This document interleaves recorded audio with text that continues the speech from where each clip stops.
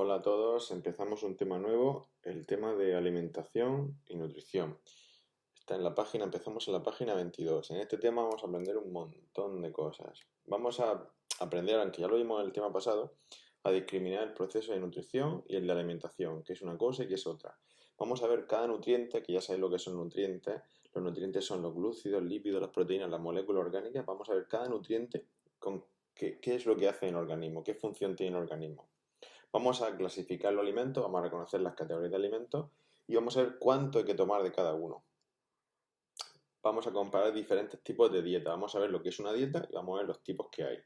Vamos a ver las costumbres nutricionales, los hábitos nutricionales saludables, cómo podemos hacer para que nuestra nutrición sea más saludable.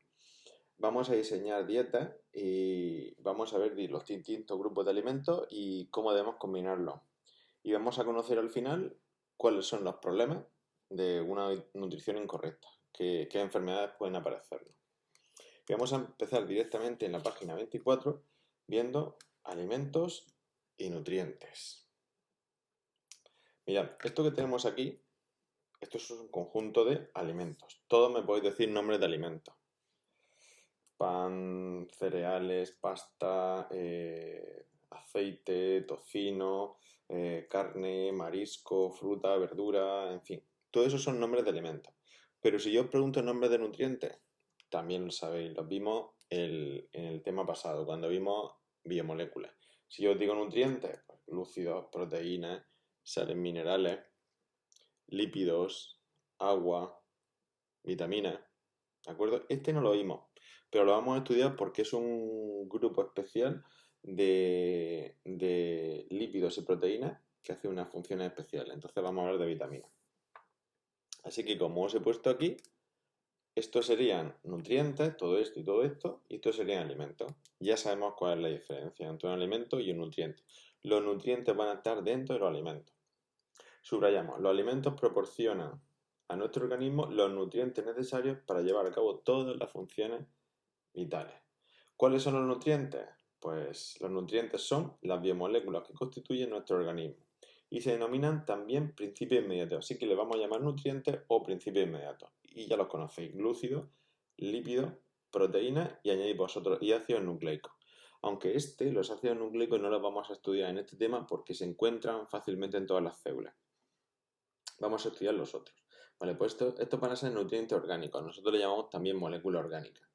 Y el agua y las sales minerales van a ser nutrientes inorgánicos. Así que la gran diferencia entre alimento y nutrientes es que los nutrientes se encuentran dentro del alimento. ¿Y cuál es la diferencia entre alimentarse y nutrirse? Que también lo dijimos en el último vídeo. Alimentarse es quitarse el hambre. Es tomar alimentos para al final saciar el hambre. Y nutrirse es obtener estas moléculas, estos principios inmediatos, glúcidos, lípidos, proteínas, obtenerlos en las cantidades necesarias. Si yo me alimento bien, me quito el hambre. Si yo me nutro bien, estoy obteniendo todos los glúcidos, lípidos, proteínas, ácidos nucleicos, agua y sales minerales que necesito. ¿De acuerdo? Bien, pues vamos a empezar con el primero de esos principios inmediatos o el primero de esos nutrientes, los glúcidos. Mira, aquí os he hecho un esquema de esta pregunta. Eso es lo mismo que podéis hacerlo vosotros y lo mismo que podéis hacer con todo lo que vamos a ver en este tema. Esto es la primera vez que lo veis, los glúcidos, lípidos, proteínas, y quizás sea un poco denso al principio, pero si nos hacemos esquema y lo estudiamos, quedará mucho más claro. Bien, pues subrayamos glúcidos, hidratos de carbono o la gente también les llama azúcares. Aunque a mí el nombre que me gusta es este, glúcido. Y es el que quiero que aprendáis. Y que sepáis que esto y esto también significa glúcidos. Son sustancias fundamentalmente energéticas, nos van a aportar energía. Ya veremos que cada uno de los nutrientes van a tener unas funciones concretas y esta, como he dicho, aportan energía. Y vamos a diferenciar dos grandes grupos, los glúcidos sencillos y los glúcidos complejos. Estos azúcares lo quito porque ya lo he incluido aquí, ¿de acuerdo? Mira, glúcidos sencillos, monosacáridos y disacáridos. Y los disacáridos van a ser la unión de dos monosacáridos. Y después tenemos esta pregunta, glúcidos complejos, que se llaman polisacáridos, que son cadenas de estos. Así que por un lado tengo los glúcidos sencillos y por otro los complejos, que son simplemente cadenas de sencillos, de glúcidos sencillos, de monosacáridos. Vamos a ir viendo. Glúcidos sencillos. Suelen tener sabor dulce y son cristalinos y solubles en agua. Como dice aquí, a ellos pertenecen los monosacáridos, por eso lo he puesto aquí en el esquema. Como glucosa, fructosa, yo he puesto glucosa, fructosa y galactosa. Vamos a aprendernos esos 3 monosacáridos. Y los tenemos presentes en muchísimos alimentos. Por ejemplo, en esa forma de glucosa, fructosa, la tenemos en la miel, en las frutas. Después tenemos disacáridos, que están formados por 2 monosacáridos. Lo he puesto aquí, disacáridos, la unión de 2 monosacáridos. Y ejemplo de disacáridos, pues tenemos sacarosa y lactosa. Mira, la sacarosa la conocéis todos porque es el azúcar que tenemos en casa. Azúcar de mesa. Azúcar de mesa, lo que llamamos vulgarmente el azúcar de mesa, es sacarosa y está formada por el 1 y el 2, es decir, por glucosa más fructosa. Sacarosa es glucosa más fructosa. Y la lactosa, que es el azúcar que lleva la leche, es lo que le da el sabor dulce a la leche, va a estar formada por glucosa y galactosa. Pues eso he puesto aquí el 1 y el 3. Este es el 1, 2 y 3, pues sacarosa 1 y 2 y lactosa el 1 más el 3. Bien, vamos con los glúcidos complejos. Estos no van a ser dulces ni cristalinos como eran estos y están constituidos por la unión de muchas moléculas de glúcidos sencillos, es decir, los glúcidos complejos van a ser polisacáridos, cadenas de muchísimos monosacáridos. Ejemplos, el almidón, la celulosa, el glucógeno. Subrayamos aquí, tienen que sufrir, para poder aprovechar los glúcidos complejos, tienen que sufrir un proceso de rotura. Yo tengo que romper estas cadenas. Mirad, cada uno de estas bolitas va a ser un monosacárido. Yo, para poder aprovecharme de ellas, tengo que romperlas y dejarlos libres. Dejar estos monosacáridos libres. Y entonces el organismo ya puede aprovecharlos y sacar energía de ellos. Pues como dice aquí, tiene que sufrir por ahí un proceso de rotura para que el organismo pueda utilizarlo. El más importante en esta alimentación va a ser el almidón, que está formado por glucosa. Almidón son moléculas de glucosa. Son muchísimas moléculas de glucosa. ¿Dónde me encuentro yo almidón? Pues mira, almidón me voy a encontrar en las harinas. Todas las harinas de arroz, de trigo, de maíz van a llevar almidón. Y también me lo voy a encontrar en la patata. Como veis, comemos mucho almidón al día. Cada vez que coméis pan, estáis comiendo almidón. Cada vez que coméis patata, estáis comiendo almidón. Por eso dice aquí que el glúcido complejo o el polisacárido más importante en nuestra alimentación es el almidón. Hay otro que es muy importante y lo conocemos como fibra. La celulosa, subrayéis, que llamamos fibra, que contiene, no, la celulosa también se llama fibra. No es que la celulosa contenga, esto está mal, lo tachamos. La celulosa que llamamos fibra vegetal pertenece también a este grupo, también es un glúcido complejo, por eso lo he puesto aquí en el esquema. Celulosa, entre paréntesis, fibra. No podemos romperla, en la celulosa no podemos hacer esto. Esto lo hacemos con el almidón. Pero la celulosa no podemos romperla. Y como no podemos romperla, nos va a ayudar a que circule el alimento por el intestino. Ya lo veremos. Y tenemos otro, que es el glucógeno. El glucógeno es la forma en la que nosotros vamos a guardar monosacáridos en hígado y en músculos. Es decir, esto lo comemos. Esto no lo comemos. Esto es la forma en la que nosotros tenemos reservas de estos monosacáridos para cuando nos hagan falta, para cuando no tengamos alimento, sacarlo de nuestro hígado y de nuestros músculos y poder tener glucosa. Así que estos dos nutrientes sí los obtenemos de los alimentos. Esto no, esto lo fabricamos nosotros en nuestro organismo, aunque claro, cuando comemos carne y nos comemos el glucógeno que lleva esa carne, también le estamos sacando la glucosa. Bueno, vamos con el siguiente nutriente, los lípidos. Vamos a ponerlo aquí que siga bien. Vamos, se trata de un conjunto de sustancias muy diversas. Cuando yo diga lípido, tenéis que imaginaros grasas, aceites, ese tipo de alimentos llevan grandes cantidades de lípidos. Vale, pues conjuntos de sustancias muy diversas son insolubles en agua y presentan un aspecto aceitoso, un aspecto untuoso. Todos hemos tocado grasa, todos hemos tocado aceite y sabemos que son un poco pegajosos. Vamos a diferenciar tres grupos. Cuando estudiemos biología en otros cursos superiores, los clasificaremos de otra forma, pero ahora los vamos a diferenciar en tres grupos. Mirad, las grasas, que los científicos llaman acilglicéridos, un nombre raro, pero si yo hablo de triglicéridos, quizás ese nombre lo hayáis oído en televisión o lo hayáis leído en algún sitio. Los triglicéridos son un tipo de grasas, un tipo de acilglicérido. Vale, pues son moléculas muy energéticas y pueden ser saturadas o insaturadas. Vamos a ver dos tipos. Las saturadas normalmente son de origen animal y son sólidas. Son los sebos, tofinos, mantequillas. Y las insaturadas son casi siempre de origen vegetal y líquidas y van a ser los aceites. Así que las sólidas de origen animal, saturadas, y las líquidas de origen vegetal y llamamos aceite. ¿Cuáles son las funciones de las grasas, ya sean de origen animal o vegetal? Las funciones van a ser tres. Energética, nos van a aportar muchísima energía. Nos van a proporcionar una protección térmica, es decir, recubren ciertos órganos y evita que esos órganos pierdan calor. Ya sabéis que los animales que viven en zonas muy frías acumulan mucha grasa para protegerse del frío.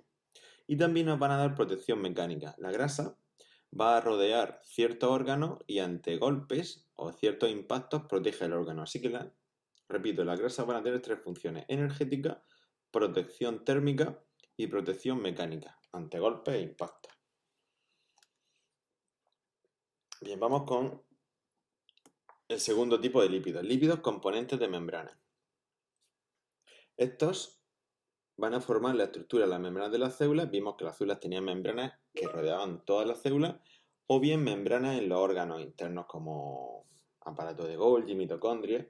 Pues bien, los lípidos van a formar gran parte de esa membrana, así que van a tener una función, como he puesto aquí, función estructural. Forman estructuras que me van a dar lugar a membranas.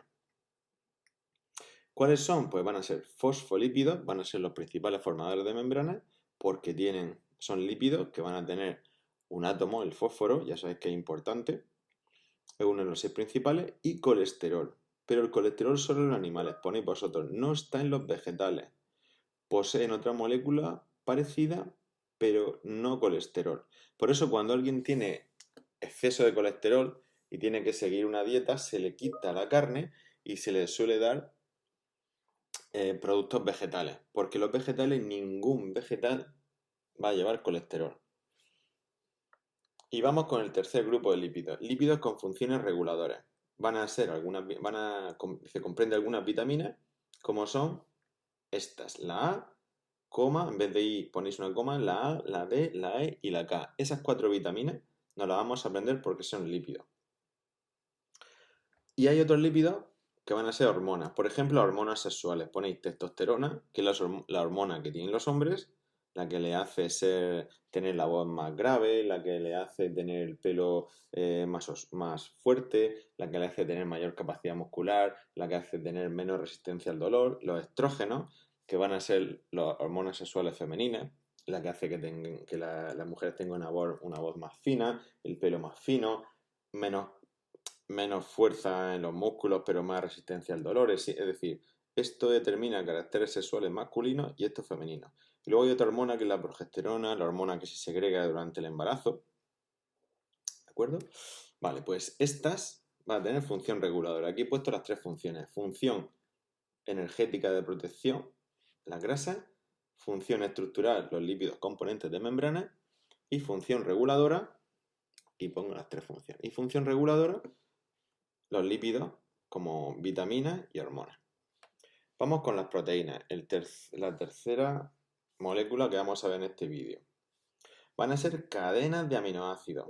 igual que los glúcidos complejos eran cadenas de monosacáridos, las proteínas van a ser cadenas de aminoácidos. Así que cuando lleguéis a aminoácidos van a ser estas bolitas que van a formar las proteínas. Como dice aquí, son las moléculas estructurales más importantes. Están formadas por la unión de moléculas más simples llamadas aminoácidos, denominadas aminoácidos. Todas las proteínas están constituidas por los mismos tipos de aminoácidos. Hay 20 tipos. Lo que varía es la proporción en que se encuentran, estamos subrayando, y el orden en que se unen. Puede haber una proteína que tenga 100 aminoácidos y una proteína que tenga 120 aminoácidos. Pero siempre va a haber 20 tipos, del aminoácido 1 al 20, y los puedo combinar como quiera y formar una proteína de 100, una proteína de 120. Así puedo tener muchísimos tipos de proteínas. Cumple muchísimas funciones. Aquí hemos puesto unas poquitas. De hecho, es la biomolécula que más funciones cumple de todo nuestro organismo. Mira, por ejemplo, forma de estructuras como pelos, uñas, membranas, y algunas proteínas os suenan. Queratina, colágeno, elastina. La queratina va a formar nuestro pelo, nuestras uñas. El colágeno es el que va a dar resistencia a nuestra piel y a muchos órganos. La elastina es la que hace que esa resistencia la que hace que nuestros órganos no sean duros y rígidos, sino que tengan cierta elasticidad. Otras proteínas van a transportar oxígeno en la sangre desde los pulmones a los tejidos y van a transportar también el CO2 desde los tejidos a los pulmones, por ejemplo la hemoglobina. Van a participar en la defensa contra las infecciones. Los anticuerpos van a ser responsables de que los músculos se contraigan, de la contracción de los músculos, la actina y la miosina. Van a regular, y ponéis vosotros, y regulan y producen las reacciones biológicas. Ejemplo, las enzimas. Hay muchísimos tipos de enzimas, ya veremos algunas cuando hablemos, por ejemplo, de enzimas digestivas. Y van a tener funciones reguladoras, entre ellas las hormonas.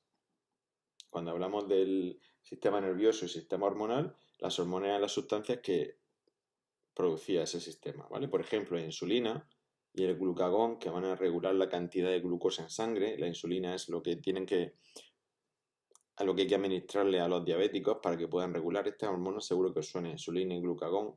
Esta hace que disminuya la glucosa en sangre y esta hace que aumente, ¿vale? También la hormona del crecimiento. Todas estas son proteínas. Bien, seguimos subrayando. Para fabricar las proteínas con las que construir y reparar las estructuras de nuestro cuerpo, el organismo utiliza los aminoácidos que tienen los alimentos proteicos. Es decir, ¿de dónde sacamos nosotros los aminoácidos para construir nuestras proteínas? Pues de los alimentos, así de sencillo. Las proteínas que ingerimos, es decir, los alimentos que van a llevar proteínas, los ingerimos, se rompen esas proteínas, se liberan los aminoácidos, se parece a esto que he hecho aquí, a esto. Nosotros ingerimos esto, polisacárido, la rompemos y sacamos los monosacáridos.